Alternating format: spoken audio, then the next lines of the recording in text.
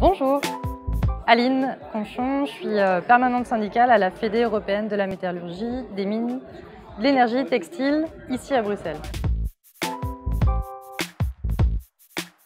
On est quand même toujours loin des standards, même de l'esprit de la directive et des standards de ce que nous on voudrait comme dialogue social dans les entreprises multinationales. Aujourd'hui, on a une directive qui a été revue en 2009.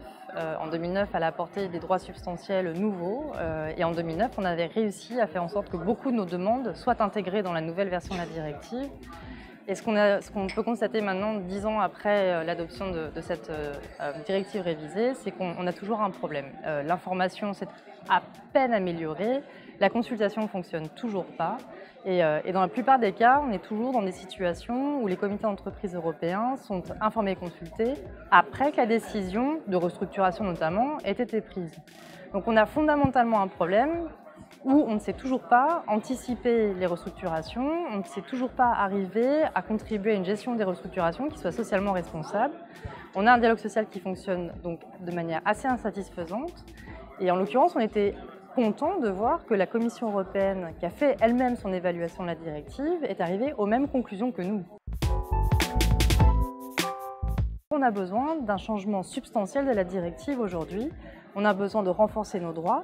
En particulier, on a besoin que les droits qui existent dans cette directive, donc améliorée en 2009, soient respectés. Les entreprises ne peuvent pas informer et consulter après la décision.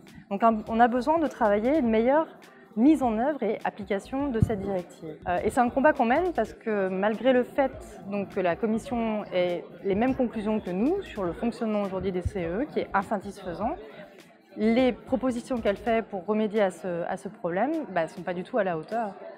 Donc on continue à lutter et c'est une lutte qu'on a ensemble à Industrial Europe, très certainement. Nous, on travaille quand même avec plus de 600 comités d'entreprise européens, donc c'est un enjeu fort pour nous. Et on travaille aussi en coordination avec les autres fédérations syndicales européennes et évidemment la Confédération européenne des syndicats.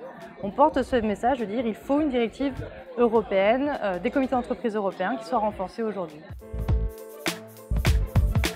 Il y a toute une partie de la population des travailleurs anciennement syndiqués qui ont quitté le mouvement syndical, mais on a aussi un vrai défi avec la syndicalisation des travailleurs d'aujourd'hui. On a un salariat qui se transforme, la précarité du travail a augmenté, on a des formes d'emploi nouvelles qui arrivent, qui font qu'on a des difficultés à représenter les travailleurs. Les travailleurs de la digital economy, ceux qui travaillent sur les plateformes, qui travaillent sur demande, où on a un collectif de travail qui est éclaté, on a des salariés qui ont même des fois même plus le statut de salarié, et on n'a pas les outils aujourd'hui pour arriver à les représenter, notamment à les inclure dans les fameux processus d'information-consultation.